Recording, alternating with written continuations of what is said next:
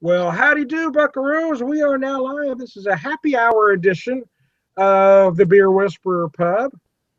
And joining me for this session is Maria Devan from Girl Next Door beer videos or beer reviews. So, Maria, what are you drinking today? Hi, Tom. Nice to see you, by the way. Thank you for inviting me to your show, your pub show. I'm drinking a regional beer, Middle Ages. This is Swallow Wit. It's one of those beers with a pun. It's a wit beer. And I just discovered this brewery kind of by accident while I was looking for a beer for a thread on Beer Advocate about barley wines. And I thought, let me try some more of their stuff. So this is it. My first beer. All right, first beer of the day. Well, it's happy hour. It's supposed to be the first beer of the day, I suppose. So, yeah, you know what? I call this a What do happy you hour have? edition. I call this a happy hour edition because traditionally happy hour ran from, 3 to 6 or 3 to 7 or 4 to 6, 4 to 7, that kind of thing. And a big thing in happy hours back in my younger days anyway was a highball. My wife had found me this neat wild turkey highball glass, so I thought I'd go old school and make myself a highball. I'm using the classic Wild Turkey 101 because it is a wild turkey glass, but I did a slight spin on it. They had found these Henry's hard sodas, and this is a hard ginger ale. So rather than using ginger ale, I used a hard ginger ale and a lime slice to do a kind of a spin on the classic highball. Nice, very nice. Well, clink, cheers. Well, cheers. So tell me a little bit about that beer you're drinking then. This beer here is a lower ABV beer. It's a wheat beer. It's spicy, actually. This one is kind of fruity, very citrusy, has a nice fresh scent of coriander on it. It's very perfumey with wheat. I love this style of beer, and I think this is a pretty good example from what I'm smelling. I hope it tastes as good as it smells. Now we're having kind of uncharacteristic weather here. It's about 45 today. It's been a little warmer than typically through the weekend, though. It's going to get back in for us. But what's the weather like in your neck of the woods? We've had very unusual winter. I've been joking all winter long that we've had just warm and dry and not much snow. There was a little snow the last storm, but really nothing like the rest of the country seems to be getting. So I don't know what's up with the weather. I think it's an odd year for weather. It has because it's gotten extremely cold at times and then got extremely warm. Yeah, well, like it's supposed to plummet right tonight and then be really, really cold tomorrow, like bitter, which would call bitter in the single digits with cold. So, Well, you and I have known each other on social media. I don't know what, 3, 4 years, something like that, I think. yeah, And good long time. I have known you a while. and I have noticed on social media that there's two things that you and I have in common, other than well, there's beer, but we also have a love of food. Yes. We both love to cook. I sure do. I know you do too. I was looking at your dish today with the olives. Uh-huh. Well, again, I rarely make anything the same way twice because I rely on what's on sale, what's marked down. So then I make my decisions. I know some say it's smart to go in with a list, but I walk straight to that meat department first or the produce department. I see what's marked down or on sale. Then once I find that, then I plan my meal right around that. So that's what I did. Had mushrooms, I had black olives. The cheese I used in it was marked down that day. So yeah. So we had mushroom olive enchiladas because that's what was on sale. I'll tell you what, I do the exact same thing. I just put that. I just said the exact same thing. That's how I try different things. I recently bought some ground pork and made pot stickers. Hmm. I bought some country style pork ribs, which I had never cooked before, and made char siu. That's Chinese roast pork, and then I made Uh-huh. pork fried rice. So I like to make economical use of my dollar when I go shopping too. And that's a big kick of mine, right? Like I'm happy when I find stuff and really good stuff, in the meat counter. I laugh. It's like I'll fight you for the last duck. Yeah. Well, the other day we found smoked turkey legs marked down. So typically you would use ham or hammock in making split pea soup, but I had that smoked turkey leg. So today I made some split pea soup using that smoked turkey leg, and that was just fantastic. But my problem is I forget to take the pictures of the prep. So I should have took the picture of the turkey leg in the soup before I broke it all apart. So, but anyway, it was very tasty. It was a nice spin using that turkey in there. It is hard. That actually sounds delicious. What a nice variation on a standard fare, cold afternoon, It was just perfect. food, And it probably made it slightly healthier. I don't know how much, but I'm guessing a turkey leg is slightly less fatty than a ham hock. Yeah. Well, today in honor of this and in honor of Friday, I like to every once in a while do pub food Friday. So I had some fresh cilantro that was starting to wilt. It is hard to take pictures of cooking. I mean, you really have to set your mind to do it. Like I'm gonna and clean up after everything that you do so you can take a nice photograph. So it's work. And I tried to make some videos of cooking, and that's really hard. So, but it's worth it though, because people want to see your recipes and see what you're cooking. I just get so focused on what I'm doing that I forget to take those prep pictures. Yeah. My son kids me. He's like, I haven't had a hot meal since you started taking pictures of everything you cook. That's Like, fun. well, I'm sorry, but I want it to look good.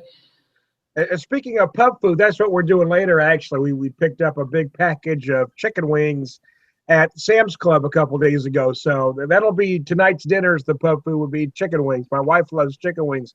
I found that the way I really like, I do this house seasoning, my own little blend of stuff, and I lay them out on parchment on a baking sheet, and I season them with my seasoning, and I'll bake them at about 370, or actually I use the convection roast feature on my oven, 375 for about 30 minutes, and it crisps that skin up a little, but the meat is just tender and juicy inside. That's the way we like to have them.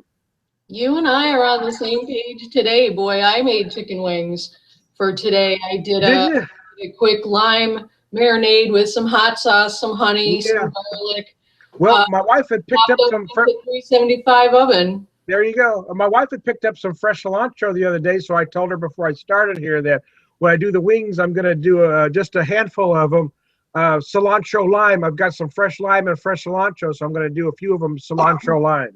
The lime is so nice with the chicken wing, and the idea is not to fry it, not to deep fry it, although they come out really crispy and delicious. I mean, there's nothing Yeah. like it, but you can bake them right and just I love baking them. Yeah. keep reducing the sauce, keep Convection roast. turning them over, and they come out just nice and lightly glazed. I love bacon chicken wings, and my idea to save money doing it is buy the big package that has the whole wing, then just bone them yourself, cut them up yourself. Well, that's what I've got here. I just bought the whole package, and what I do is I cut those wing tips off, and I put them off to the side, and I make stock out of them. Yep. I use them to make chicken stock, chicken soup, so we don't waste a damn thing here.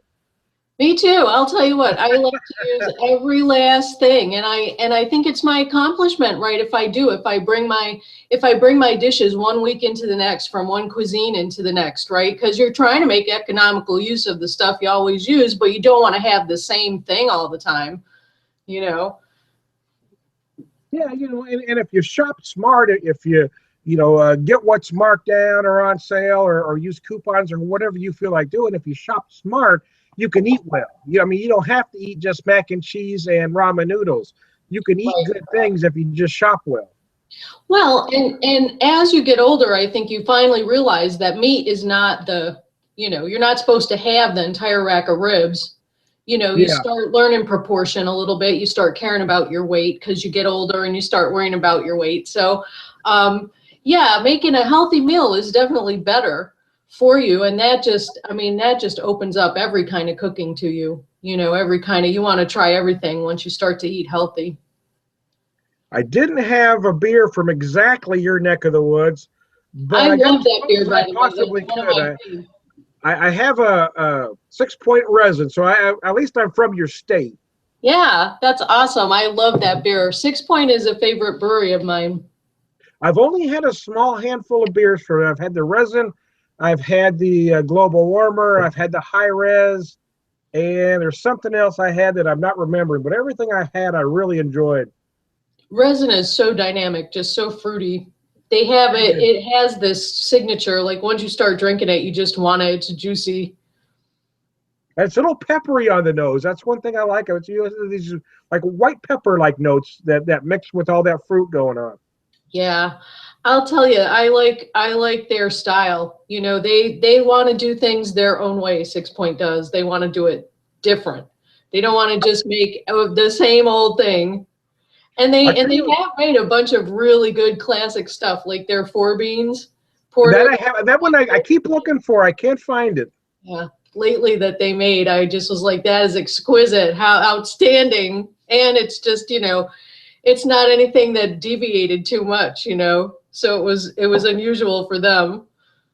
Well, yeah, the funny thing is I can't get their stuff here in Missouri, but I could drive an hour and a half, between an hour and a half to 2 hours into Arkansas, and I can buy it there. But for some reason, they don't come to Missouri. Well, they are definitely worth trying. And I'm missing out right now on their cream because I didn't they have a cream ale with coffee added, like Ballast Point did. They had a cream ale that they added coffee to, and Six Point has one out now. It's called Cream. And I missed out on that because it's not in the grocery. So I'll have to go to the bottle shop to get it. Now, what are your liquor laws like out there? Can you buy I guess you could buy beer and alcohol in the grocery store there? Yeah, New York is real easy to buy beer. You can buy that in the grocery store. And some bigger ones, like in bigger cities, will also have some wines. Ours doesn't. Our Wegmans only has beer. And then at the bottle shop is like the higher end beer, the more craft beer, selection. And then the liquor store is just liquor, and wine. Gotcha. So it's separate. And it's weird that it's separate. You would think it would just all be all be under the same roof, but no.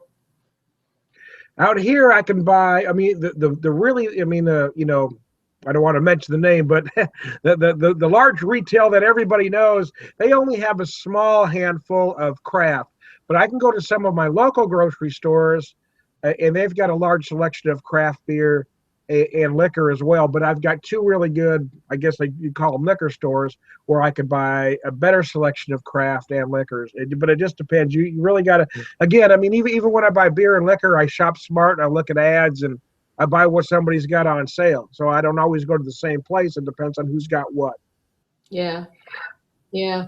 Well, our local Wegmans, I think, is pretty darn good. Wegmans has like an international approach to their store anyway. So you can find a lot of different things there. It's like, and in the beer aisle, they have the country in beer. So you can find Really? stuff Wow, from now, pretty is that, much everywhere. Nothing from Missouri, though. At least oh, that's a bummer. We've got some good stuff here in Missouri. Is that a higher end grocery store? Hmm? Is it a higher end grocery store? Wegmans is kind of like, the main grocery. There's two. Okay. There's Wegmans and there's Tops. Tops doesn't have a big beer selection. They have some, but they don't have what Wegmans has.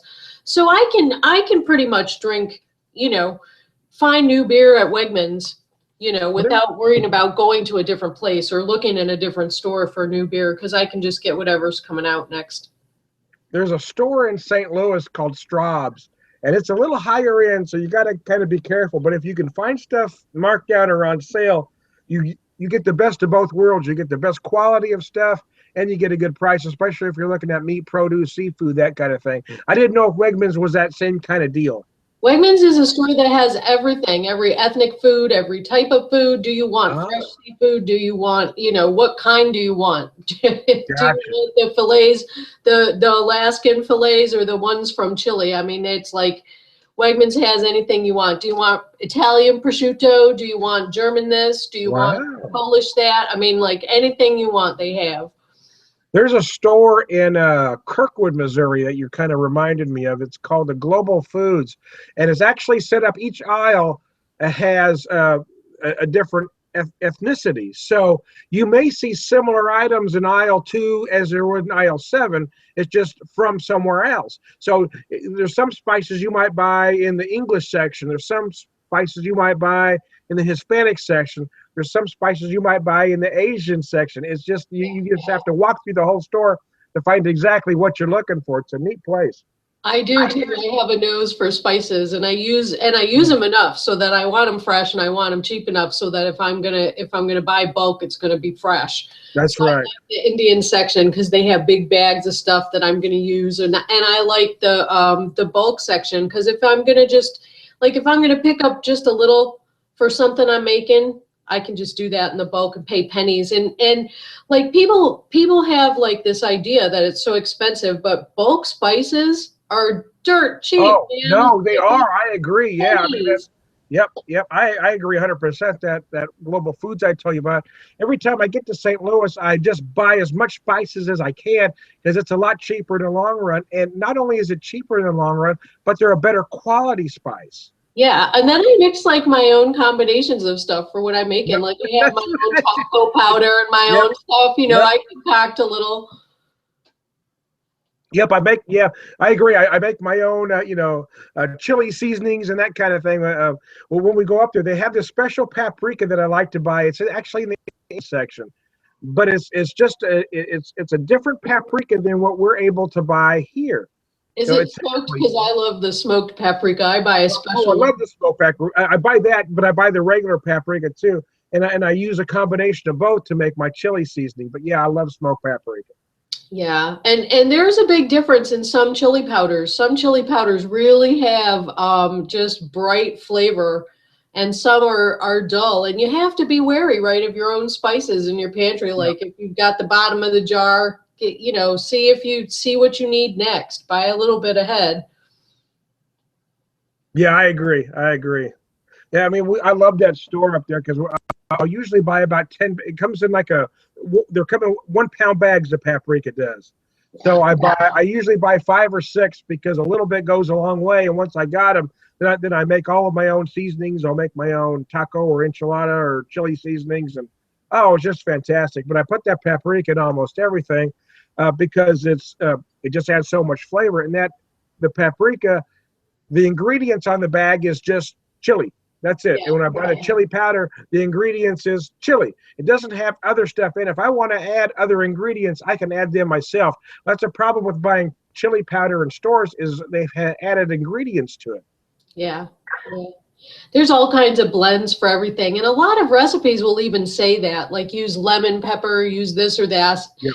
This or that kind of barbecue seasoning or grill seasoning. I usually make my own or throw my own together. And if I'm going to use herbs, I'm going to choose fresh first. If I'm going to use lemon, I'm going to use fresh lemon first before I use like you know what I mean? Like before I use a lemon pepper, I'm going to actually use lemon and pepper. Yep, I agree. I do the same thing here. Yeah. Yeah, I agree. You and We're I on are the so same much page. alike.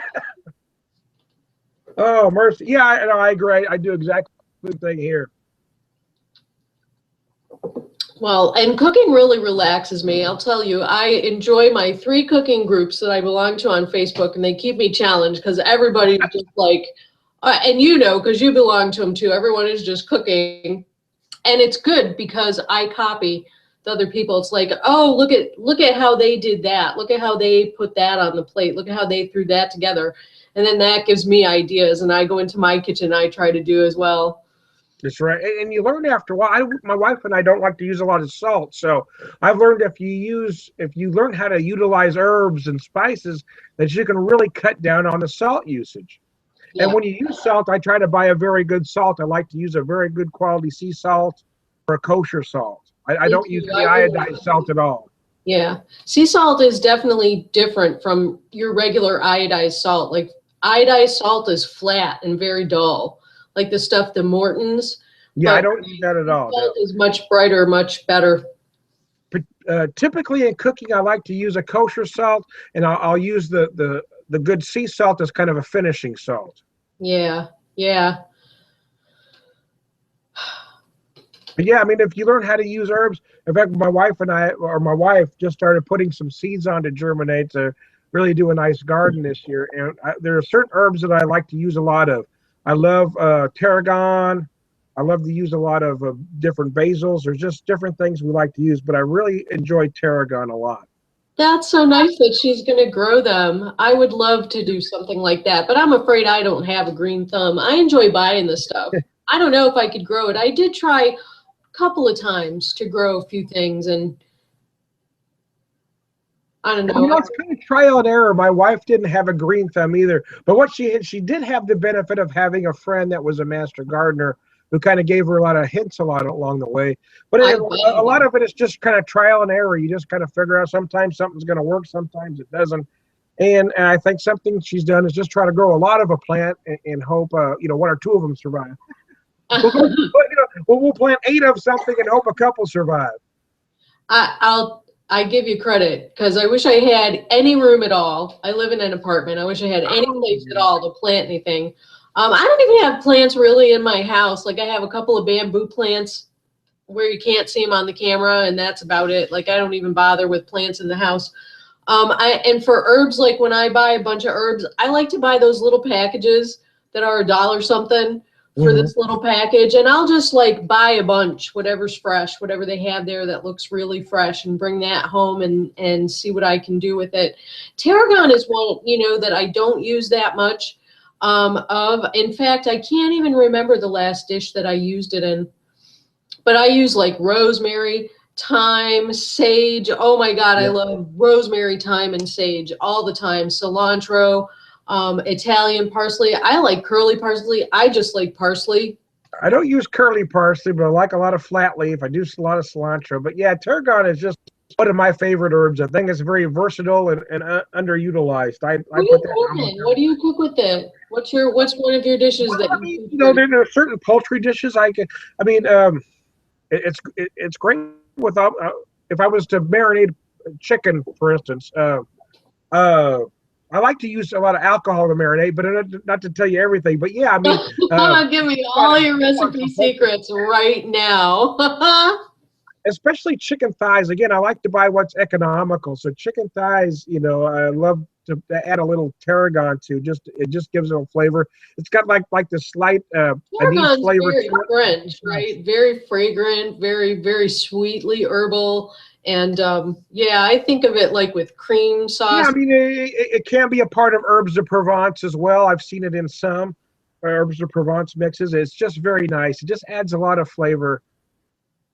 Yeah, that's great. I'll tell you, I'm going to have to find something to make that includes tarragon because I can't even think if I've used it fresh or not. I think the only experience I have is dried. So I should give it a good Google. And see what I can find. If you use it dried, you have to be careful. Use it very sparingly if you use it dried. Yeah. If you it's great to add at the end of something. It's almost like if there's a lot of times I'll make certain dishes and I'll make sort of a not quite a pico, but kind of a either kind of a different version where I chop up the tarragon and instead of using a cilantro or onions or jalapenos, I chop up the cilantro and add with some scallions and other things and kind of make a different version of a pico and top a breast with it or a chicken thigh, and it's very nice at the end. Yeah, that's awesome. I'm gonna try it with like a relish, like an herb. Yeah, kind of a relish. I said pico because I make a lot of Mexican food, but yeah, kind of that kind of thing. I'm gonna make an herbed relish with my herbed relish with tarragon to go over some salmon. See, that would work perfect. I've actually done that. I used some tarragon and some fresh dill, and I had some fennel fronds as well, and I did that with some cherry tomatoes that we had in the garden. I sliced real thin and added it all together. So it was kind of like I don't know. I'm going to use the word pico, but it's not quite a pico. That kind of or a relish or that kind of thing. Yeah, like a medley of stuff, like whatever you've got in the refrigerator. It just depends on what it is, Like I use use the scallions, or I use chives, because we like to grow fresh chives as well. I really like chives, and I'll tell you, they are always wilty at my store. That's one thing I was looking for the other day, and I was looking for Chinese chives. They didn't have it. I was in the store the other day in a panic because there was no ginger, and like right before I left, they had put some like other kind of ginger out. I went and I grabbed some and went back through the line because I was like, I'll be dipped if I'm going to leave this store without ginger. Use a lot of ginger?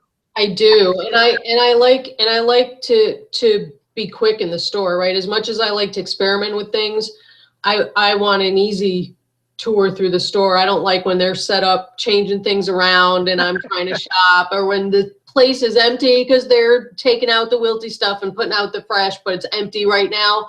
I don't like that. Do that at night. Don't do that in the morning when I'm shopping. Yeah, I agree. Yeah. So, You know what I mean? It's now 9 that we've o'clock in the talked morning. through, Why didn't y'all do this like overnight? The store's open 24 hours. What'd you do overnight? Drink coffee all well, night? that's when the stock is supposed to be done. So now that we've talked for a while, how has your beer evolved? Are you getting anything different than you were getting before? I really like this. I think that this is very dynamic. It's got lots of spice, like citrusy flavor to it. It's got a characteristic tartness in the middle that the wheat beer shows. It's just tart. It's not sour, so it's very crisp. It's light. It's the perfect color. It actually, that's the color of it. Isn't that wonderful? Just beautiful lightness in the glass. It had a white head that fell. It's the epitome of the style. I think they did it really well. It's pleasantly sweet. So I mean, it hits all the points for the style. I like it very much. It looks like a very nice spring beer. Mm-hmm. Yeah. Now, my only criticism of the brewery so far is that none of their beer is dated. So I was taking a chance, and I said many times that that's the reason I won't buy stuff. And that's the reason I haven't tried these guys up until now. But I was so impressed with this one beer that I got that I looked them up, and they're making a lot of traditional styles. And I thought, let me give them a shot. And first one is darn good. Well, as I'm finishing up my resin here, I worked through that a little quicker than I thought I would. Again, it's big and fruity like you described. What I liked about the nose is I was feeling a lot of white pepper on the nose that kind of broke it all up. As I'm drinking it, you get a lot of those typical IPA notes, imperial IPA notes that are in a lot of IPAs these days. I mean, so tropical fruit, you certainly get a lot of pineapple. I'm getting papaya. I'm getting a whole lot of tangerine zest, and that's very nice. And again, still on the finish, I still feel that those kind of white pepper notes that kind of break it all up, so it doesn't become too fruity and too cloying at the end. It's the issue I have with a lot of these IPAs and imperial IPAs these days. They're beginning to all taste the same, and to me, there's a handful of them that tend to get very cloying. You taste the same thing, sip after sip, and it becomes too much. Yeah, resin is definitely a distinct DIPA. I think it's wonderfully well done. I think it's very supple. It has just enough malt in the mouthfeel to show a little bit of sweetness. That little bit of sweetness. There's a lot of stone fruit in the middle. Yeah, you're right. There's a lot of stone fruit in the middle. Bountiful, fruity, and it's very fragrant. It's just like, it's what you think of when you think of DIPA. So, Marie, I want to thank you for joining me for this happy hour session. You got any final words? No, except thank you for having me. Thank you for inviting me. This was terrific. This one was a little different because I think we talked more about food than beer, but that was kind of cool. I don't care. I can talk about food and beer. We can talk about both.